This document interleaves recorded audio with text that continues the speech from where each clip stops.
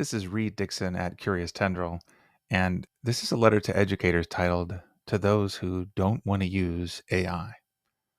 Now, this piece will overview dozens of ethical concerns about AI, and it's followed by extensive footnotes that you can dive into at the close. This letter was initially published at Substack on April 11th, 2025. Dear educators, if you have not and you will not use AI, you're not alone. Every time I give a talk on generative AI, whether it's to students or educators or other professionals, the room will be split. And while 2/3 of the room might be dabbling or even diving into AI on a daily basis, a third will be reluctant about AI or even dead set against it, and perhaps for good reason. As I begin this blog, I want to take a moment to acknowledge some of the many concerns about AI. If you are the educator who, like me, cannot help but gush about AI, then you're the kind of reader I most hope this reaches. More specifically, if you're that educator who simply cannot fathom why anyone might be cautious about an AI future or about AI in the classroom, if you think, well, these positions are just unreasonably rigid or unresearched, please take a moment to consider the persisting and emerging concerns about AI. First and foremost, there's the environment. So AI appears to have real energy consumption issues that are growing each day, accompanied by a large water footprint. Next, we've got accuracy. Beyond AI's penchant for brazenly inventing or omitting facts only to apologize later, AI has this persisting accuracy problem that Stephen Colbert might rightly refer to as digital truthiness. And perhaps most importantly, AI continues to echo many of the biases of the web and the world. Moral quandaries abound.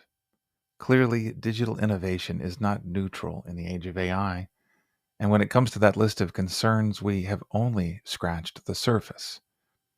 As I see it, this is the stuff of ethical inquiry that our students should be taking on in our classrooms. So let's keep going.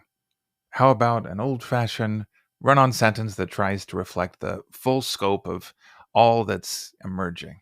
Take a deep breath. Here we go. Other AI concerns include labor augmentation, displacement amidst the use of AI agents as digital proxies, the hypergrowth of synthetic media filling the web, AI bots that are also overcrowding that web, cognitive offloading, and the persistent problem of how frontier models default towards authorship erasure and user input scraping. And let's not forget about copyright erosion or the misuse of those image and voice and video generators that can create astonishingly lifelike deepfakes that then get used for cyberbullying and electoral fraud, not to mention the threat of AI cyber attacks, nor the need for guardrails as we quickly advance towards semi-autonomous agentic interaction and collaboration.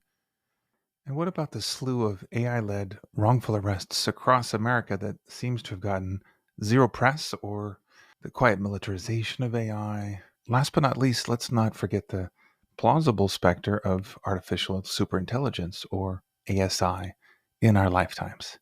Need we say more? We probably should. And we didn't even touch on the prickly debates around AI in the classroom. As I see it, these are concerns that we should all pay attention to, especially those well-meaning AI-positive educators who might inadvertently push against educator choice by pushing for mandatory AI adoption.